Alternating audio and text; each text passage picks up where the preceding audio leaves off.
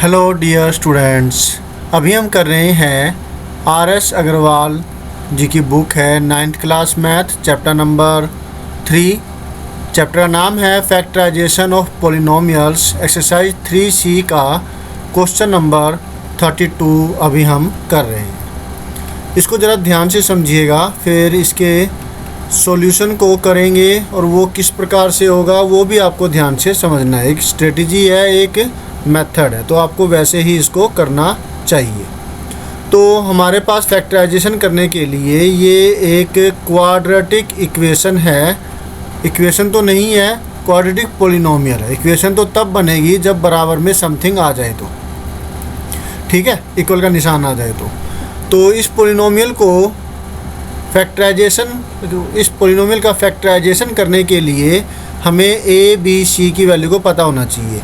ए जो कि 21 है, एक्स स्क्वेयर का कोफिशिएंट। बी जो कि +5 है, एक्स का कोफिशिएंट, राइट। और जो सी है वो -6 है, जो कि है कोफिशिएंट किसका, हाँ, कांस्टेंट टर्म है, किसी कोफिशिएंट नहीं है ये, ठीक है। तो इतना समझ में आने के बाद फिर हमें ए सी की वैल्यू को निकालना होगा, और वो किस प्रकार से होगा वो आप ध्यान से समझिए। ए सी हमें ए है वो 21 मिला हुआ है, वो मैंने वैल्यू यहाँ पर रख दी। और जो सी है वो है -6, जो कि मैं यहाँ पे रखने वाला हूँ। मल्टीप्लाई करके आपको मिलता है माइनस का निशान एंड 126। अब मल्टीप्लाई करके तो आपको ए सी मिलना चाहिए। और अब बात आती है कि एडिशन करने पर या फिर सब्ट्रैक्शन करने पर, क्योंकि यहाँ आपको दिखाई दे रहा है माइनस का निशान है, तो ओबियसली सब्ट्रैक्शन करने पर, हाँ, सब्ट्रैक्शन करने पर आपको बी मिलना चाहिए। Is that clear? तो इसके टुकड़े करेंगे और सब्ट्रैक्शन करने पर हमें मिलना चाहिए प्लस का 5, और मल्टीप्लाई करने पर मिलना चाहिए माइनस का 126। क्लियर?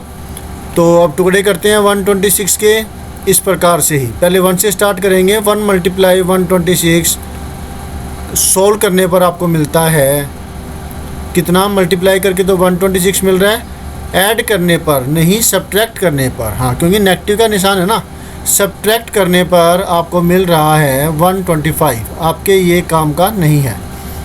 2 से करें तो 63 आएगा, क्योंकि 126 को डिवाइड करेंगे ना 2 से, तो ही तो वो वैल्यू आएगी कि मल्टीप्लाई करने पर 126 बन जाए। तो मल्टीप्लाई करके तो 126 मिल जाएगा आपको, माइनस का चाहिए निशान, बाद में देख लेंगे ये। और अब सब्ट्रैक्ट करने पर 61 मिल रहा है, काम का नहीं है। 3 से करें तो 3 से डिविजिबल है ये, क्योंकि तीनों डिजिट को प्लस करो तो 9 मिलता है। 9 3 से डिविजिबल है, तो ये पूरा नंबर जो है ये भी 3 से डिविजिबल होगा। 3 4 जा 12, 3 2 जा 6। मल्टीप्लाई करके ओके है, लेकिन सब्ट्रैक्शन करने पर ओके नहीं है, क्योंकि हमें मिल रहा है 39 यहाँ पर, ठीक है। नेक्स्ट स्टेप 4 से करें, ऐसे करते रहना पड़ेगा। 4 से तो डिविजिबल नहीं है, क्योंकि लास्ट के 2 डिजिट अगर 4 से डिविजिबल नहीं है तो ये पूरा नंबर भी 4 से डिविजिबल नहीं होगा। तो 4 से नहीं है, 5 ना, इसके लास्ट में 0 है ना 5 है, तो ये 5 से भी डिविजिबल नहीं है। 6, क्योंकि ये दोनों 2 और 3 से डिविजिबल थे, तो 6 से भी डिविजिबल होगा ये नंबर। 6 से मल्टीप्लाई करें क्या, 6 2 जा 12, 6 1 जा 6।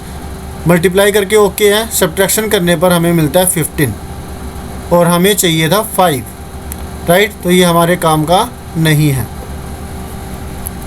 ऐसे ही आपको सब्र के साथ करते रहना चाहिए, इससे आपकी क्या ये फटाफट हो जाएगा। अभी तो हम डिस्कस कर रहे हैं तो इतना टाइम लग रहा है, लेकिन जब आप रफ में करेंगे तो इतना टाइम नहीं लगेगा।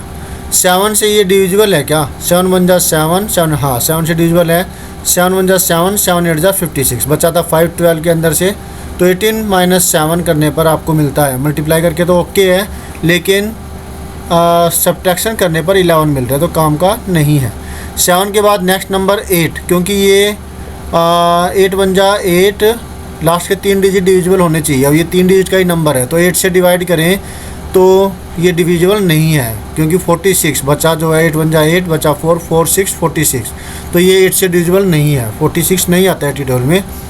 8 के बाद 9, क्योंकि प्लस करने पर 9 आया था तो ये 9 से डिविजिबल होगा, क्योंकि 9 9 से डिविजिबल है, प्लस करने पर 9 आया था। तो 9 से इसको करें हम, 9 1 जा 9, बचा यहाँ पे 3 और फिर 3 6 36, 9 4 जा 36। तो देखिए यहाँ पर ये हमारा जो सॉल्यूशन है मिल गया, मल्टीप्लाई करके 126 मिल रहा है, सब्ट्रैक्शन करने पर 5 मिल रहा है, जो कि हमारे काम का है। अब बात ये आती है कि किसका निशान प्लस का, किसका माइनस का। तो ये जो निशान है ये हमें प्लस का रखना होगा, क्योंकि जो निशान बी का है वही निशान बड़ी वैल्यू का होगा और दूसरी वैल्यू का डिफरेंट साइन होगा। क्योंकि डिफरेंट साइन इसलिए क्योंकि सब्ट्रैक्शन का केस है, और सब्ट्रैक्शन तभी होता है जब डिफरेंट साइन होते हैं। ठीक है, तो सॉल्यूशन में आपको पहले काम करना होगा कि इक्वेशन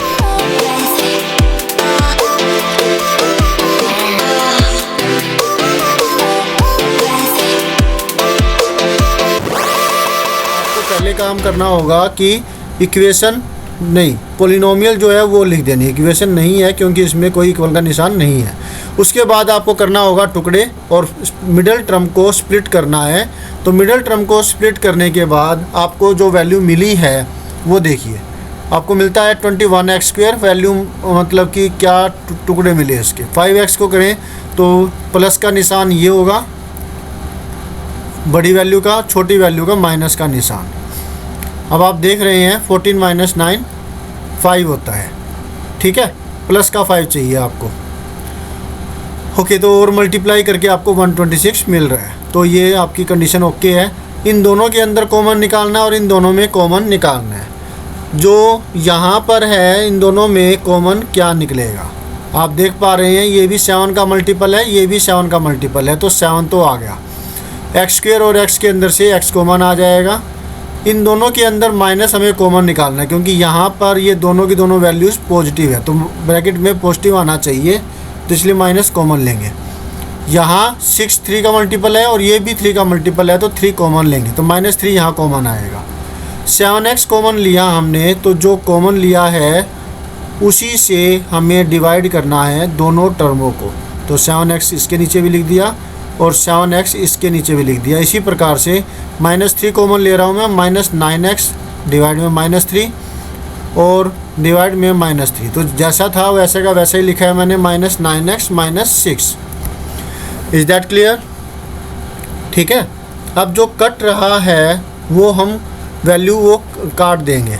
7 से ये 3 आ गया, 7 से ये 2 आया और x से x कट गया। माइनस से -3 3 जा 9, माइनस से -3 1 जा 3 2 जा। Is that clear? 7x common लेने के बाद आपको मिलता है x² और x को जब सोल्व करते हैं तो x मिलेगा। ठीक है, और यहाँ 3 भी बचा है, तो 3x आ गया और इधर बचा प्लस का 2। नेक्स्ट के अंदर 3 बचा है और एक x बचा है, 3x बचा और ये कट गया था तो प्लस रह गया बस और 2 रह गया।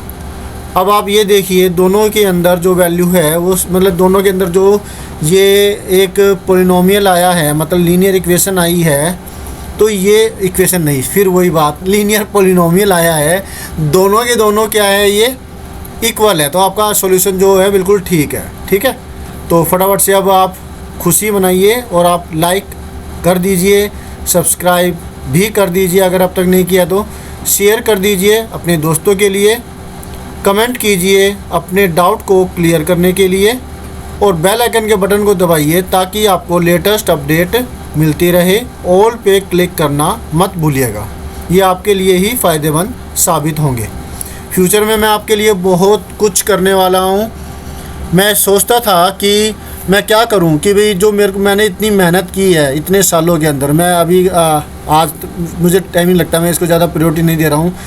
लगभग 17 साल हो चुके हैं पढ़ाते हुए, इससे ज़्यादा ही हो गए हैं। तो मतलब ये एक्सपीरियंस मैं कैसे वो करूं, तो मैंने अब बाद में जब मैंने 2.5 साल पहले यूट्यूब स्टार्ट किया तो मैंने सोचा था कि मैं सारे के सारे जितने भी है सारी क्लासों के वीडियोज़ है वो मैं अपलोड करूँगा ताकि बच्चों को फ़ायदा रहे, है ना। तो ये जो एक्सपीरियंस है मैं आपको दे करके ही जाऊंगा। जब इस दुनिया से अलविदा होऊंगा तो आगे जो स्टूडेंट्स आने वाले हैं उनके लिए भी ये फ़ायदेमंद होंगे। 3x + 2 अभी नहीं होऊंगा अलविदा क्या सोच रहे हो? हाँ, 7x-3। मैं एक्सरसाइज इसलिए करता हूँ ताकि जल्दी से अलविदा ना हो, और बाइक भी मैं ध्यान से ही चलाता हूँ। अब क्या हुआ, 3x+2 मैंने कॉमन ले लिया तो यहाँ बचा 7x, और यहाँ पर जो है 3x+2 कॉमन लेकर के -3 बचा। ये हुआ आपका आंसर। तो होप सो आपको अच्छे से समझ में आ गया होगा। तो मिलते हैं नेक्स्ट वीडियो में, जिसमें हम करेंगे नेक्स्ट कोई solution. Always have a great time. Bye.